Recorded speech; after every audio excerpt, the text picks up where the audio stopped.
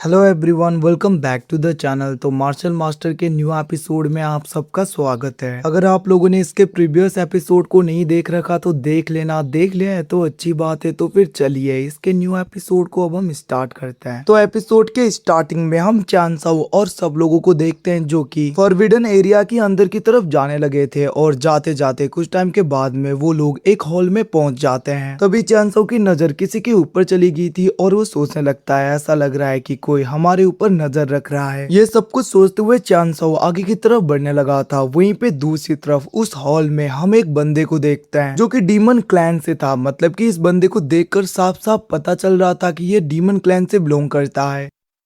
वहीं पे दूसरी तरफ हम देखते हैं जी फैमिली के एंसेस्टर आगे की तरफ आ गए थे, जिसको देखते हुए वो डीमन क्लैन का बंदा कहने लगा था, एल्डर ओ तो तुम आ गए, क्या इस बार के जीनियस ये हैं? ये सब कुछ कहते हुए हम देखते हैं वो उन सबको देख रहा था, जिसको देखकर जी फैमिली के वो एंसेस्टर कहने लगे थे, तुमने ठीक कहा, हमारे जी फैमिली के इस बार के टैलेंटेड लोग यही हैं। इतना कहते हुए हम देखते वहाँ पे एंसेस्टर उन सबको दिखा रहे थे। और गाइस कुछ दिनों से मेरा गला पूरी तरीके से बैठा हुआ है, तो माफ कर देना थोड़ा वॉइस इधर उधर लगे तो आपको। तो फिर चलिए फिर से एपिसोड में जाते हैं। तो दूसरी तरफ हम दोंगसेंग को देखते हैं जो कि उस बंदे को देखते हुए सोचने लगा था, आखिरकार ये बंदा कितना ज्यादा पावरफुल होगा, क्योंकि इसके स्पिरिचुअल एनर्जी को मैं यहाँ पे भी सेंस कर पा रहा हूँ और मुझे ऐसा फील हो रहा है कि ये बंदा काफी ज्यादा पावरफुल है। वहीं पे दूसरी तरफ हम चांसाओ को भी देखते हैं जो कि उस बंदे को देखते ही पहचान चुका था कि ये डीमन क्लैन से बिलोंग करता है। दूसरी तरफ हम उस डीमन क्लैन के बंदे को देखते हैं जो कि चांसाओ की तरफ देखते हुए कहने लगा था, एल्डर इन सबसे कमजोर तो यही बंदा है, ये तो बस मार्शल एम्पर रिलम के हाफ स्टेज में है। तो फिर आखिरकार ये फॉरबिडन एरिया में कैसे आया? आज तक तो मैंने कभी भी नहीं देखा कि कोई half step martial emperor realm का बंदा फॉरबिडन एरिया में आए जी फैमिली के। क्या ये बंदा जी फैमिली का कोई खास है?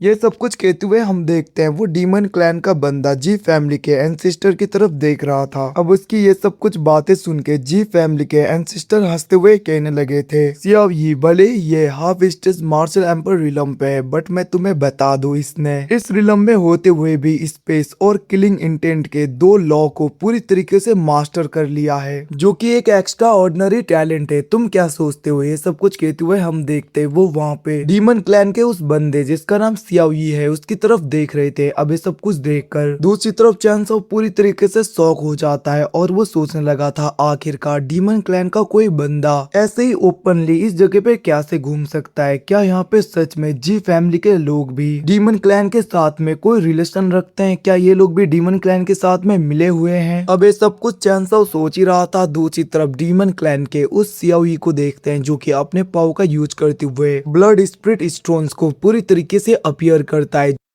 जो कि गाइज हमने सिर्फ गुयू रिलम पे ही देखे थे। अब इन्हें देखकर चांसो तो पूरी तरीके से शॉक हो गया था, बट हम दूसरे लोगों को देखते हैं जो कि बहुत ही ज्यादा खुश और एक्साइटेड लग रहे थे। वहीं पे सियाओई कहने लगता है, ये सारे ब्लड स्पिरिट स्टोन्स हैं जो कि एंशियंट गुयू रिलम पे ही बिलोंग करते हैं, तो तुम सब लोग इस जगह पे रुक के इन ब्लड स्पिरिट स्टोन्स के ब्लड एसेंस को एब्जॉर्ब कर लेना, ताकि तुम सबकी कल्टीवेशन काफी ज्यादा बढ़ जाए। ये सब कुछ कहते हुए वहाँ पे सियाओई सबको आगे बढ़ के ब्लड एसेंस को एब्जॉर्ब करने के लिए बोलने लगा था। अब उसकी ये सब कुछ बातें सुन के चांसाओ पूरी तरीके से शॉक पड़ जाता है और वो सोचने लगा था, अब मैं समझा, ये लोग डायरेक्टली ब्लड एसेंस को एब्जॉर्ब करवा के इन सबको अपने कंट्रोल में करना चाहते हैं। तो इसका मतलब इस जगह पे जी फैमिली और डीमन क्लैन भी मिले हुए हैं। ये सब कुछ चांसाओ सोच ही रहा था। दूसरी तरफ हम रूरी को देखते हैं जो कि अपने ब्रदर के साथ में आगे की तरफ उन्हें एब्जॉर्ब करने के लिए जा रहा था, बट वो एंसेस्टर उन दोनों को रोक देते हैं और वो कहने लगे थे, तुम दोनों ने हमारे जी फैमिली के सीक्रेट टेक्निक को मास्टर कर रखा है, तो तुम लोगों को इन ब्लड एसेंस को एब्जॉर्ब करने की जरूरत नहीं। अगर तुम ऐसा करोगे तो तुम्हारी फिजिकल बॉडी को ही तुम नुकसान पहुंचाओगे। अब उनकी ऐसी बातें सुन के हम देखते हैं वो दोनों पीछे हो गए थे, जिसको सुन के दूसरी तरफ चांसाओ भी सोचने लगता है, जरूर ये जानबूझ के इन दोनों को आगे जाने से रोक रहा है ताकि ये दोनों भी डीमन के कंट्रोल में ना आए। वहीं पे हम सियाओई को देखते हैं जो कि सारे ब्लड स्पिरिट स्टोन्स को उन सबको देने लगा था एक एक, जिनको देते हुए वो एकदम सा इविल सा स्माइल देके उस जगह से जाने लगा था, जिसको देखकर जी फैमिली के वो एंसेस्टर भी उसके पीछे पीछे जाने लगते हैं। बट हम देखते हैं एकदम से चांसाओ कहने लगा था, एंसेस्टर रूयू कहाँ पे है? जिसके रिप्लाई में हम देखते हैं वो एंसेस्टर कहने लगता है, तुम लोग सबसे पहले ब्लड स्पिरिट स्टोन के एसेंस को एब्जॉर्ब कर लो और मैं रूयू को देखने के लिए तुम्हें बाद में ले जाऊंगा।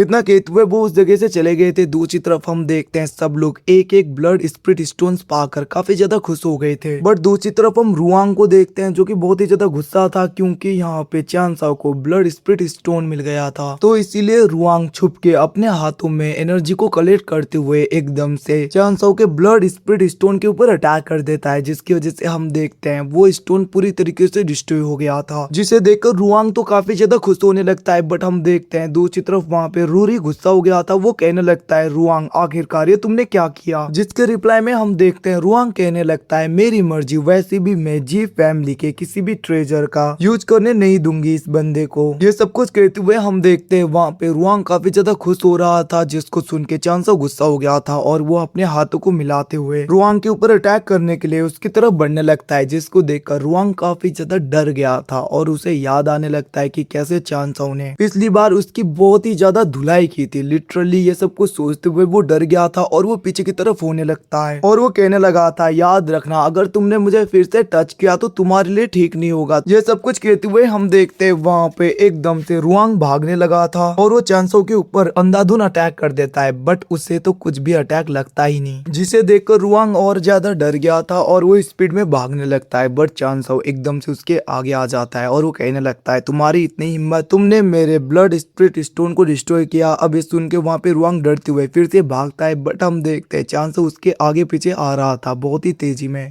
जिसको देखकर रुआंग कुछ नहीं कर पाता और वहाँ पे चान साओ उसके मुंह पे एक मुक्का मारता है, जिसकी वजह से उसका एक दांत भी फिर से टूट गया था और वो पीछे की तरफ होने लगता है, जहाँ पे चान साओ उसके ऊपर जाते हुए उसे लात मार के जमीन में पटक देता है, जिसकी वजह से रुआंग काफी ज्यादा इंजर्ड हो गया था। बट हम देखते हैं वो एकदम से उठते हुए काफी ज्यादा सीरियस हो गया था और वो अपने टेक्निक्स को दिखाने लगता है। मतलब कि उसको देखकर तो ऐसा लग रहा था कि ये नाटक कर रहा है, एकदम से कुंफू जैसे इधर उधर हाथ पैर हिलाने लगता है और एकदम से अपने एनर्जी को एक्टिवेट कर दिया था। और हम देखते हैं बहुत ही ज्यादा खतरनाक एनर्जी उसके बॉडी से बाहर निकलने लगता है, जिसको देखकर रूरी सब लोग भी शॉक हो गए थे। इवन की चान साओ भी सोच रहा था कि अब ये अटैक करेगा, बट हम देखते हैं वो एकदम से अपने एनर्जी को बंद करके उस जगह से भागने लगता है, जिसको देखकर चान साओ भी उसके पीछे की तरफ चला गया था फिर से। अब वो दोनों आगे की तरफ भाग रहे थे, जिसको देखकर रूरी कहने लगता है ब्रदर न्यू आप छोड़ दीजिए उसे। और हम देखते हैं वो भी उनके पीछे पड़ रहा था। अब वहाँ पे चान साओ उसे काफी ज्यादा दौड़ाने लगता है। वो बंदा अंदर की तरफ इधर उधर जा रहा था, जहाँ पे चान साओ सोचने लगता है